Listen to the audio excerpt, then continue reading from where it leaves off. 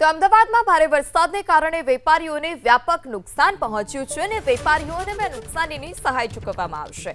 Mayor મનપાના અધિકારી accountant વિભાગે સર્વે સહાયની તૈયારીઓના આદેશ કર્યા છે। આવતીકાલે એએમસીની સ્ટેન્ડિંગ કમિટીની બેઠક બાદ સહાયની વિગતો જાહેર કરવામાં આવશે। ગુરુવારથી અસરગ્રસ્ત વેપારીઓને સહાય ચૂકવવા અંગે વ્યવસ્થા જાહેર કરાશે। આજના દિવસે ચર્ચા વિચારણા અને ટીમની રચના।